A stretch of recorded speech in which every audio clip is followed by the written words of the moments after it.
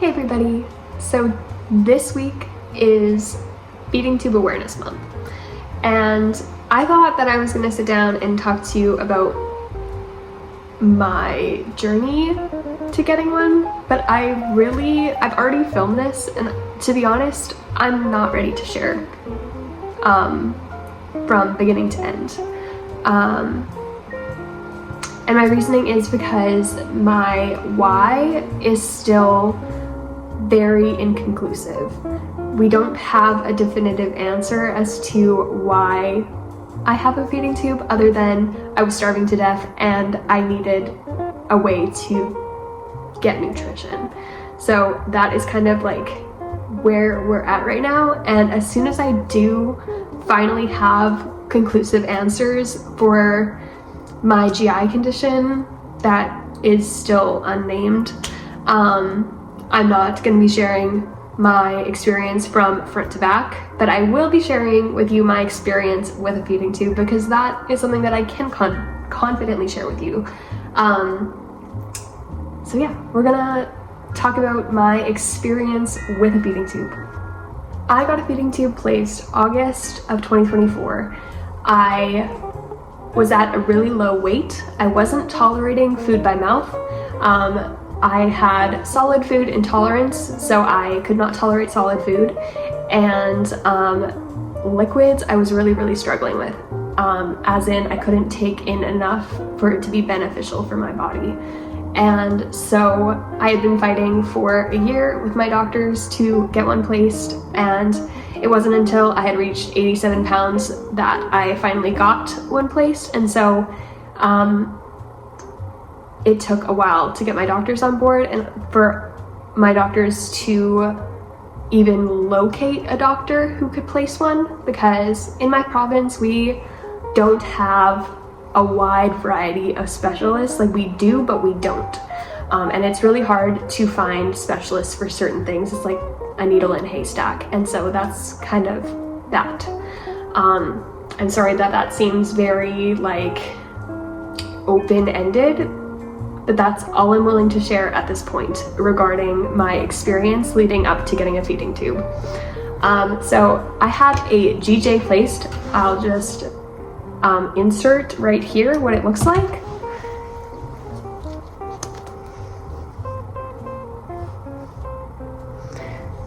So I have what is called a dangler tube, and it is a PEG J tube.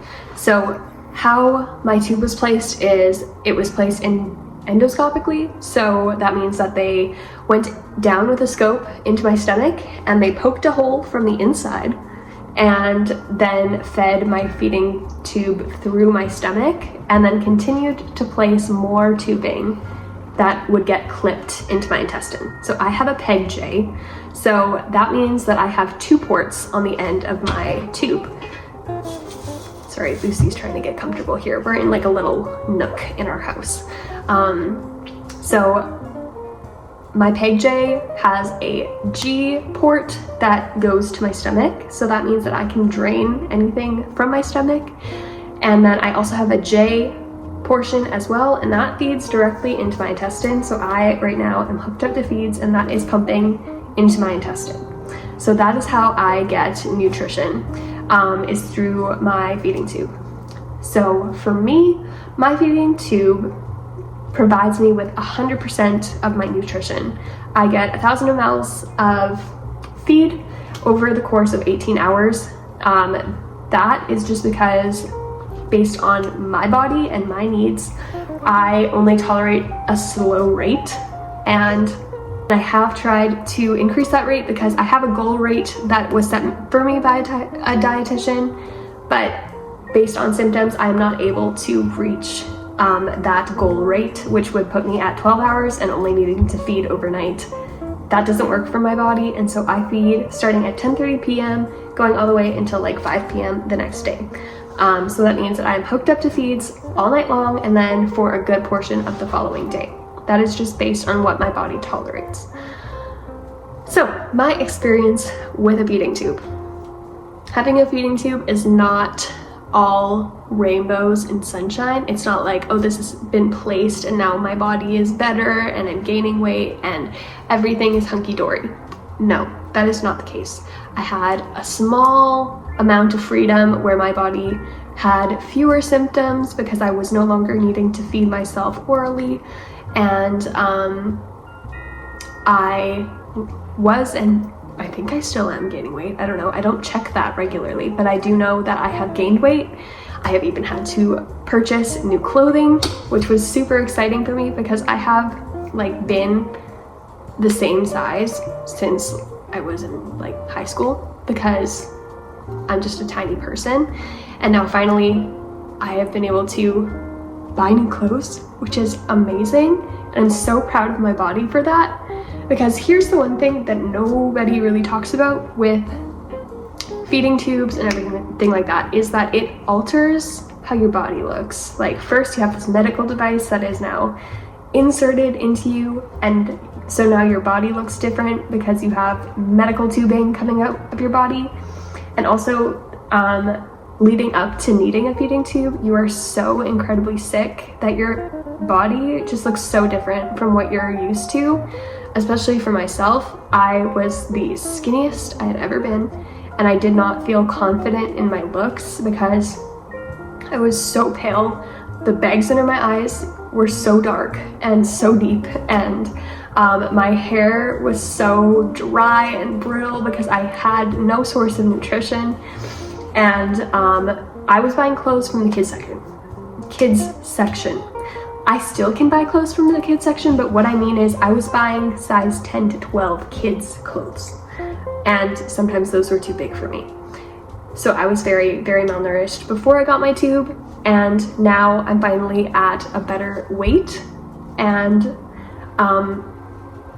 that is good. But even with that, at this point of gaining weight, I feel so proud of my body because it worked so hard to get here.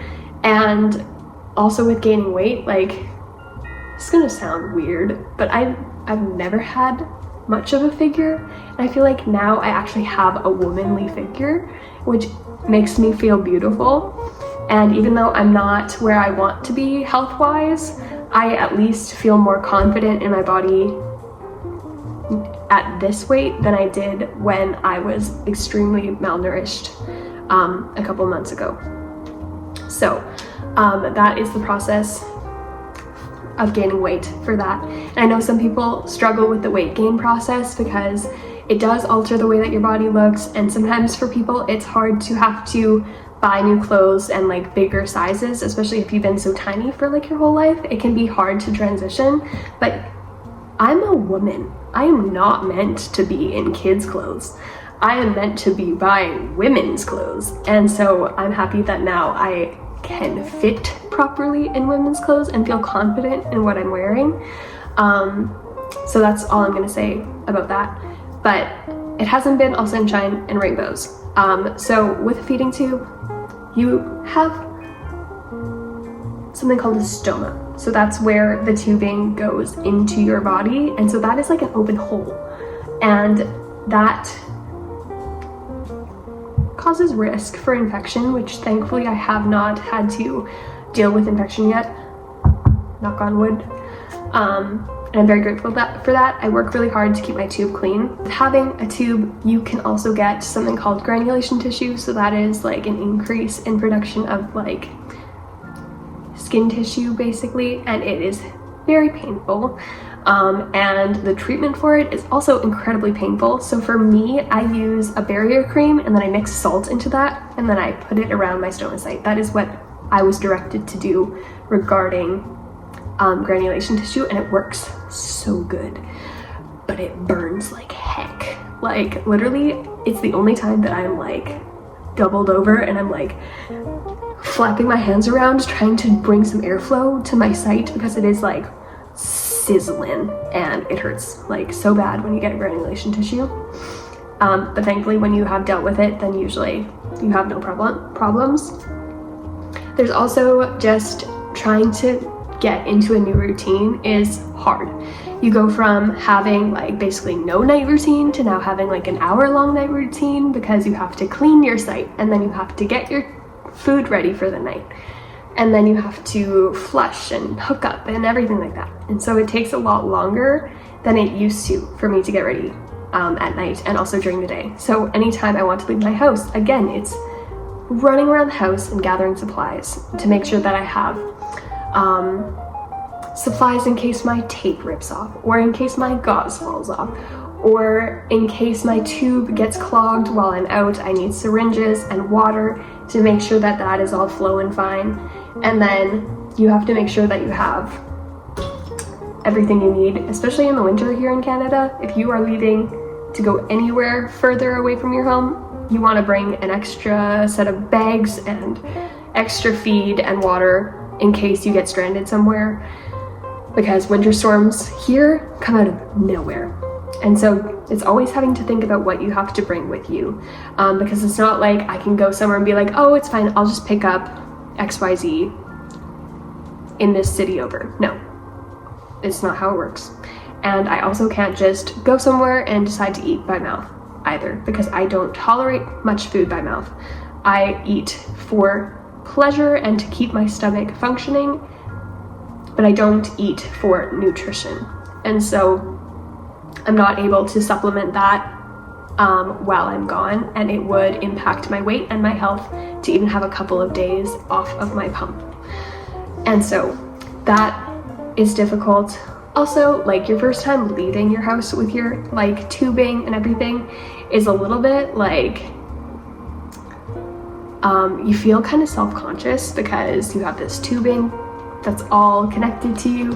And specifically in my city, there are a lot of like no backpack policies in a lot of stores, and so you're always worried that someone's going to come up to you and be like, sorry, you can't bring your backpack in here, but this is a medical device. And so then you have to like show that it's a medical device and you need it on you at all times.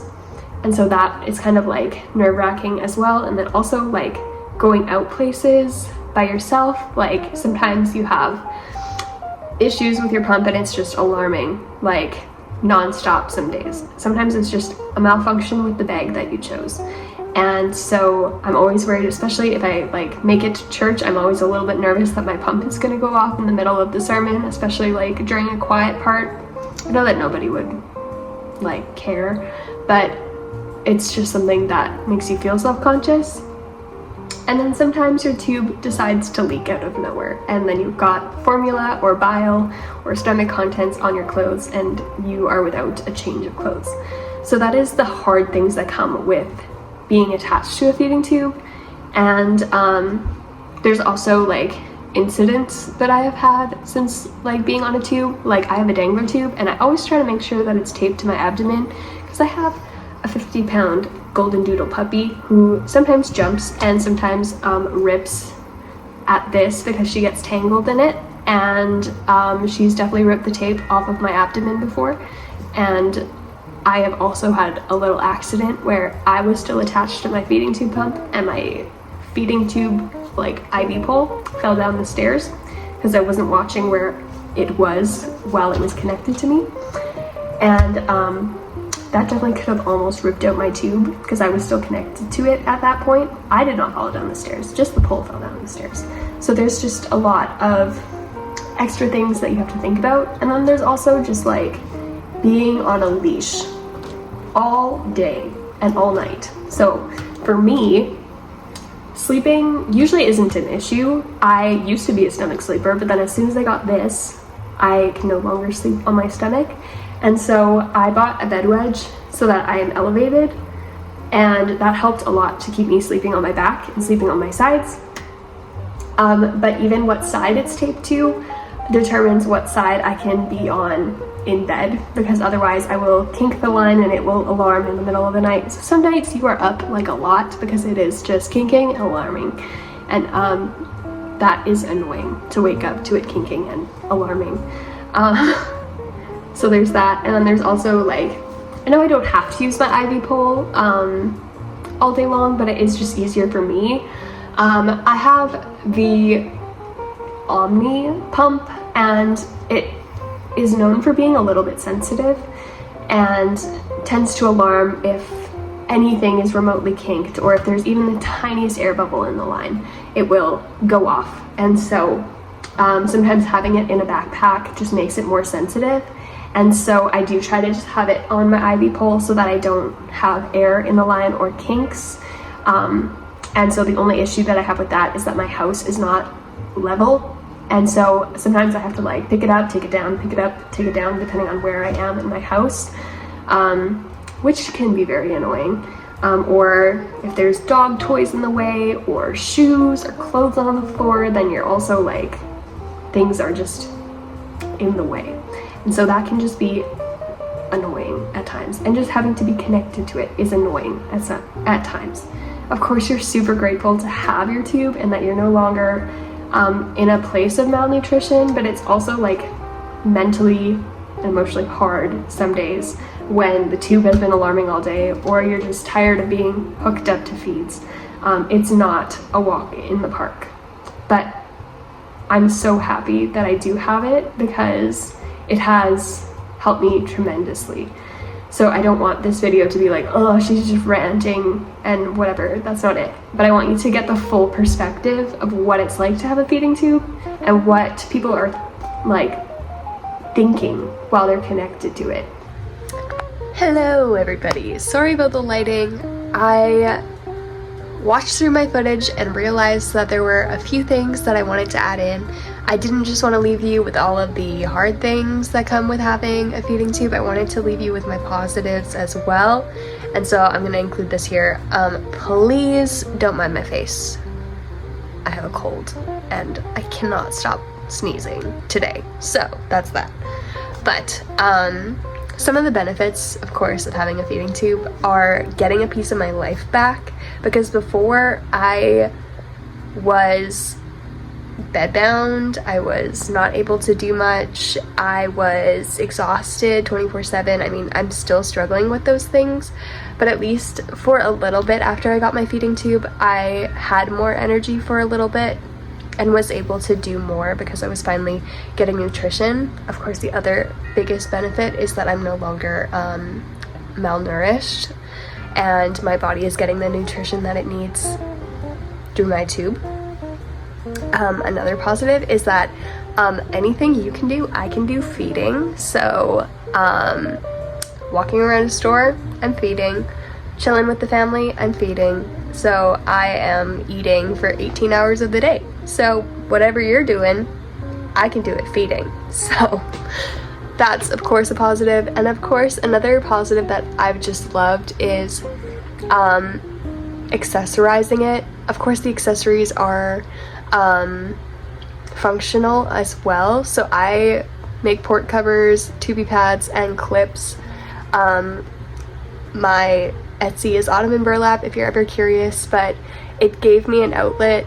I'm already a very creative person who loves to sew and do all kinds of artistic things, and this just kind of sparked my passion for sewing a little bit more and gives me an outlet for that. And then I also just feel more confident when I have a cute tubey set on, and I get compliments all the time, especially from my doctors and like physical therapists, anybody who has to do some sort of exam on me. When they see my tubey sets, they always bring other people joy, and they make me feel joyful as well. And I'm hoping that they are doing that as well to any of you who have purchased my tubey sets. I'm so grateful for all of you. And so those are some of my, of course, positives of having a feeding tube. So yeah, I'm sorry that this video didn't go exactly the way that I had hoped, but I've just been really low on energy. I'm sick and just low on energy. So that kind of concludes Feeding Tube Awareness Week.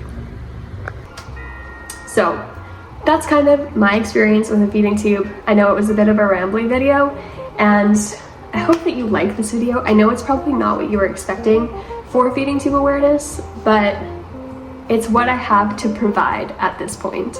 And if you would like to continue to follow my medical journey, it is still ongoing. Like I said, we don't actually have a definitive answer as to why I ended up on a feeding tube.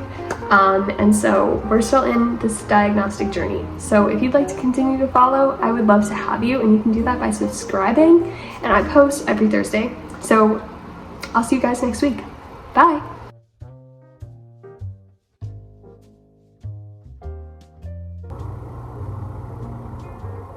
Sorry, I was trying to read an email.